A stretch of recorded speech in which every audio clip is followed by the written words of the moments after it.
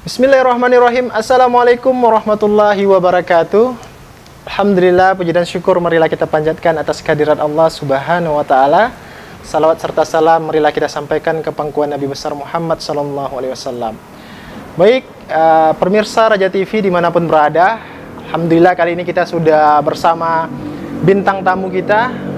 Siapa lagi kalau mungkin warga Kota Banda Aceh ataupun Provinsi Aceh ini sudah kenal banget dengan sosok anak muda dan juga sekarang ada bergelut dalam beberapa organisasi politik ya. Dan tapi mungkin sekarang sudah menjabat di salah satu DPC Partai Hanura Kota Banda Aceh, Kak ya? Iya, betul. Masya Allah. Ya, ini perkenalkan Kak Desi Anara Deski. Luar biasa hari ini bisa menyempatkan waktu nih bisa untuk sharing-sharing, Kak ya.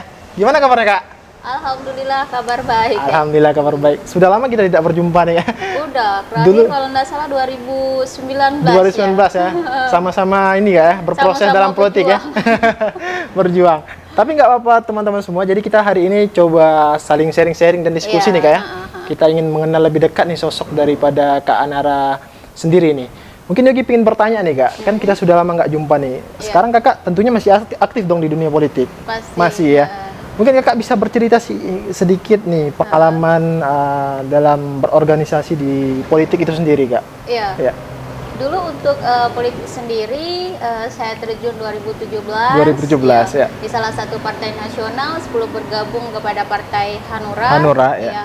Jadi dulu 2019 awalnya bergabung di Parnas ya, sampai dengan 2020 ya. Kemudian 2021 tepatnya pada Februari rekan-rekan dari Partai Hanura meminta saya untuk menjadi ketua DPC Partai Hanura Kota Banda Aceh. Pastinya perlu pertimbangan ya untuk menjadi seorang ketua. Baik. Berarti proses itu memang maksudnya sudah Kakak tanamkan pengen pindah partai atau gimana sebelumnya? Sebenarnya proses untuk pengen pindah partai tidak ada. Tapi yang namanya kan politik ini kan dinamis ya. Betul. Ya, artinya kita tidak tahu berproses ke depannya seperti apa gitu. Mau nggak mau tetap ini harus menjadi pilihan juga ya, untuk kebaikan diri sendiri juga ya. Yang pertama kebaikan diri sendiri, yang keduanya kita yang mengetahui apa target-target kita ke depan gitu. Nah ternyata memang setelah saya break ya target saya ada di sini. Ada di sini. Ada di Hanura gitu. Bangga nggak, Kak, menjadi seorang kader ketua DPC Partai Hanura? Untuk bangga pastinya bangga ya, karena kita tahu bahwasanya dulu kan pengalaman 2019 ya kan untuk menjadi seorang caleg perempuan itu kan sangat minim sekali ya kan. Ketika menjadi salah satu koordinator di Parnas pada saat itu saya mengkoordinir beberapa daerah di 2019. Kita mengadakan verifikasi ke dapil-dapil ya kan. Ada keterlibatan 30% perempuan gitu. Nah, itu 30% itu sangat sulit sekali dan sangat minim sekali minat dan ketertarikan politisi perempuan yang mau terjun ke dalam politik. Itu yang pertama. Dan yang kedua, itu pun hanya pemenuhan kuota saja. Jadi dari 30% itu yang mampu berpolitik itu hanya 2 hingga 5%. Sedangkan 25%-nya hanya pemenuhan kuota sehingga caleg legislatif untuk laki-lakinya agar tidak bergeser untuk memenuhi kuota dari KIP saja gitu. Jadi hal inilah yang harus saya tanamkan khususnya kepada generasi milenial bahwasanya proses ke depan adalah regenerasi bagaimana milenial sekarang mencintai dunia politik untuk suatu perubahan, perbaikan perekonomian dan lain-lainnya karena dimulai dari daerah dan politiknya yang baik. Gitu. Berarti masih banyak dari sosok perempuan sendiri yang tidak paham politik, bahkan kalau kita lihat pemahaman politik kurang ditanamkan ya dalam pada generasi saat ini, Kak. Itu memang real Kakak lihat. Berarti Kakak membuka ruang yang sangat lebar nih untuk mengajak anak-anak muda terjun ke politik ya. Itu salah satunya. Itu salah satunya. Kita bagaimana kehadiran Kak Anara di sini ya kan memotivasi milenial-milenial yang lain terutama kepada perempuan-perempuan sehingga di kancah dunia politik ini adalah kita memiliki kodrat yang sama begitu. Iya betul. Berarti dari Kak Anara sendiri melalui Hanura ini akan mengajak generasi-generasi muda untuk bergabung nantinya. Iya. Sebelum di Hanura juga, waktu masih di partai yang lain pun saya selalu memberikan pandangan pemahaman politik kepada perempuan, bagaimana adalah pentingnya gender perempuan ada di dalam dunia politisi. Jadi bagaimana ke depan perempuan bukan hanya sekedar pemenuhan kuota saja pada saat diperlukan, tapi memang perempuan-perempuan yang juga bisa bertarung di dalam dunia kancahnya politik begitu. Karena pemilihnya mayoritas paling banyak itu adalah perempuan, betul. Dan paling setia adalah perempuan. Baik Kak Nara, Yogi ingin bertanya kembali nih Kak. Jadi kalau kita lihat berbagai macam bentuk dinamika nih Kak ya, dinamika politik, bahkan banyak juga muncul stigma-stigma nih Kak dari berbagai macam kalangan nih Kak yang mencoba memunculkan stigma bahwa politik ini buruk Kak. Iya. Bagaimana sih menurut pandangan Kakak sendiri? Kan Kakak sudah menjabat sebagai ketua DPC Hanura nih Kak. Iya. Udah merasakan langsung nih feel politiknya gitu. Iya. Pandangan atau stigma masyarakat atau banyak orang tentang politik ini buruk ya kan. Kita sebagai politisi harus menyikapi hal itu dengan baik begitu. Karena yang pertama ya kan, yang harus kita berikan pemahaman kepada masyarakat, politik ini tidak buruk. Karena di dalam politik itu kan ada bermacam-macam partai, ada Hanura, ada Gerindra, Golkar, PDI dan segala macamnya di sana. Nah, yang kategori buruknya adalah orang yang di dalam politiknya, bukan politiknya yang buruk. Jadi kembali kepada orang-orang yang buruk di dalam politik, bukan politik yang buruk di dalam orang begitu. Kenapa? Karena politik sendiri ya kan, partai sendiri kita memiliki ADRT yang baik semua. Jadi ketika diselewengkan banyak terjadi kasus-kasus korupsi di mana-mana, itu kembali kepada pribadi, personal masing-masing orangnya begitu.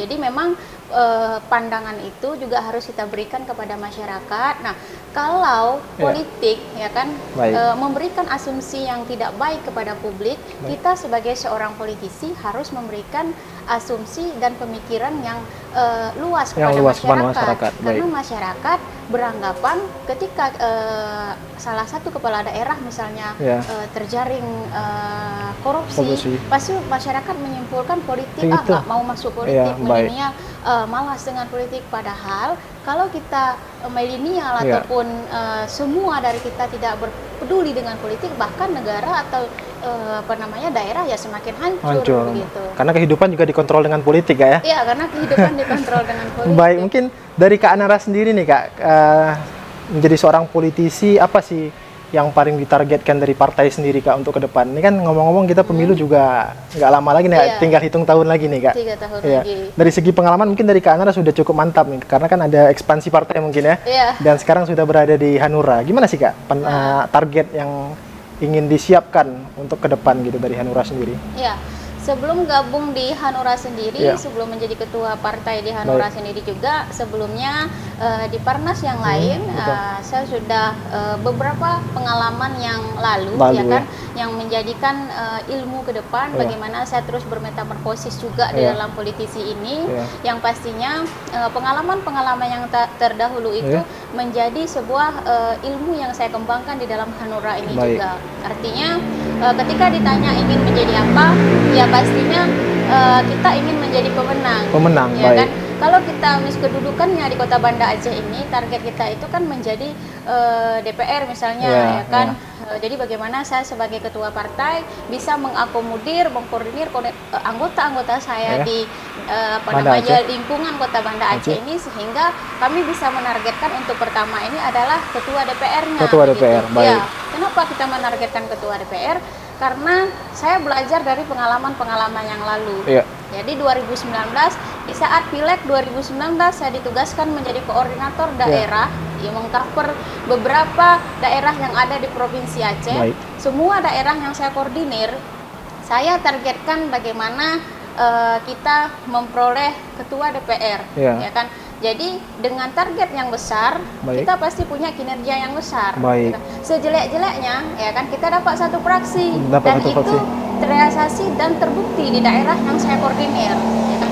Tapi kalau kita sebagai ketua partai, ketika ditanya target untuk apa pilih ke depan, saya jawab, saya target 1 atau 2 kursi. Jangan harap dapat kursi di parlemen. Jadi sebagai ketua partai, kita harus berani menargetkan hal-hal yang besar. Hal-hal yang besar, kita baik. menargetkan hal-hal yang besar, berbuat yang besar, insya Allah hasilnya pun akan Besar, besar. baik. Sejelek-jeleknya dapat satu fraksi. Dapat satu fraksi, Iya. baik. Mungkin dari Kak Anara, ingin maju ke caleg atau lebih besar lagi nih?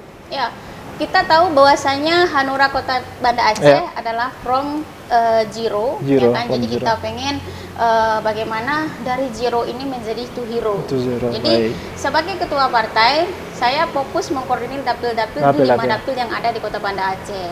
Dan Baik. statement ini juga saya sampaikan pada saat beberapa wawancara di media terdahulu. Ya. Kenapa seperti itu? Karena ketika seorang supir, Ya. ya kan, membawa ombang-ambing penumpang, Ya. artinya kalau saya memiliki titik dapil satu fokus, Ya.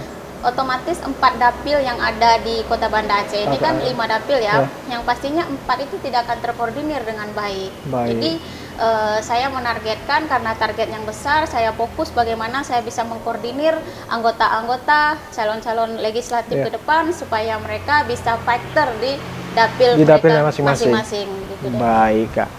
Tapi kita tidak tahu juga dinamika yang terjadi nanti 2024. Bisa saja dari Kak Ana sebagai Ketua DPC Hanura Banda Aceh ditunjuk nih sebagai pemimpin nanti di tingkat Kota Banda Aceh. Siap?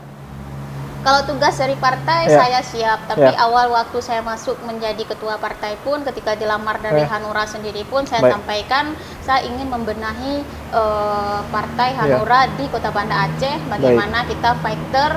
Jadi kalau saya fighter, otomatis kan saya harus maksimal untuk di seluruh dapil. Di seluruh dapil, baik. Karena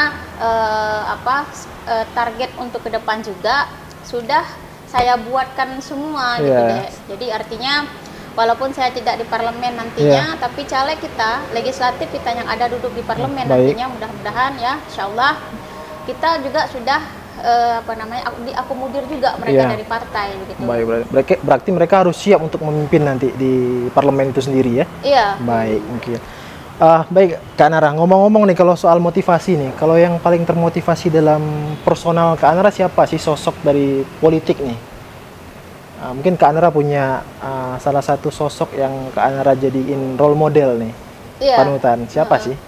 Kalau khususnya politisi perempuan, saya dulu 2016 waktu sebelum masuk partai, karena masuk partai kan 2017 ya, saya terinspirasi dari sosoknya Wali Kota Banten.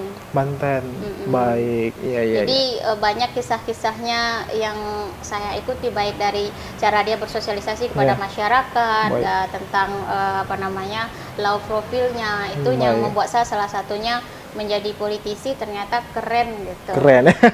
Tapi menjadi sosok seorang politisi banyak duit nggak, Kak? Iya. Ini pertanyaannya agak lucu nih. Lucu tapi tajam ya.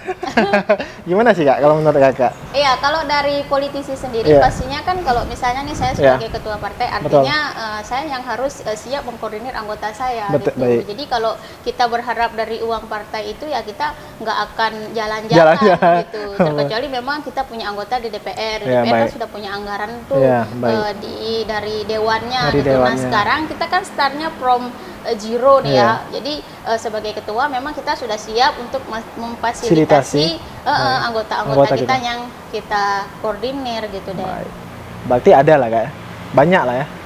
Banyak lah berarti ya. Mengenai budget seorang politisi. Budget politisi itu kan kalau untuk tergantung personal atau gimana? Misalnya dukungan partai pasti ada dong. Dukungan partai itu ada, cuma kan di pada musim-musim tertentu saja. Oh, baik, Kak. Baik, mungkin harapan Kak Anara nih, Kak Anara, buat pribadi dan seluruh generasi-generasi yang belum melihat politik ini indah gitu. Apa sih, Kak Anara? Harapan saya pastinya, karena sebagai perwakilan milenial juga, saya ingin bagaimana milenial kita sekarang ini tidak alergi terhadap politik. Ya kan? Jadi artinya kami pun dari Hanura Kota Banda Aceh membuka peluang yang besar kepada kawan-kawan, sehingga kawan-kawan juga mau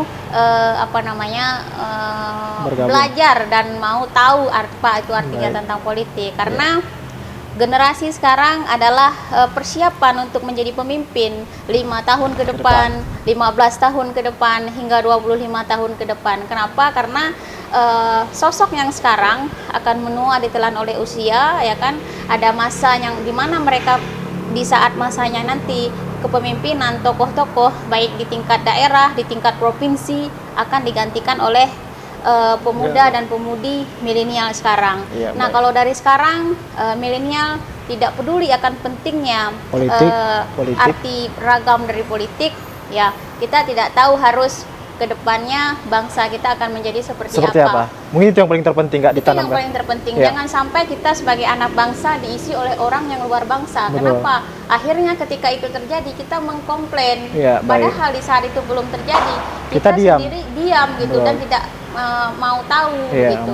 Jadi langkah itu sebelum terjadi, yuk kita sesama pemuda-pemudi bangsa Indonesia kita memberikan hal-hal yang baik kepada negara lah, hal-hal yang baik kepada daerah kita masing-masing gitu. Berarti artinya dari Hanura sendiri siap untuk mengajak anak-anak muda bergabung. Siap. Baik, Kak. Baik, Kak Nara, mungkin kita sudah berada di penghujung acara nih, Kak Nara. Mungkin kita bisa sharing-sharing di lain waktu, Kak Nara. Mungkin lebih spesifik lagi mengenai apa sih proses yang akan dilakukan ke depan, Kak ya. Oke, Kak Nara, sukses selalu, Kak Nara. Amin. Dan selamat jumpa dan terima kasih banyak atas waktunya hari ini, Kak. Dan semoga sehat selalu, Kak, dan lancarlah dalam berpolitik. Baik, pemirsa Raja TV dimanapun berada, saya Yogi Afriansa selaku host dan juga saya Desiana Radeski selaku bintang tamu. Mohon maaf atas segala kekurangan. Kami mohon pamit undur diri. Wabillahi taufik wal hidayah. Wassalamualaikum warahmatullahi wabarakatuh. Bye bye.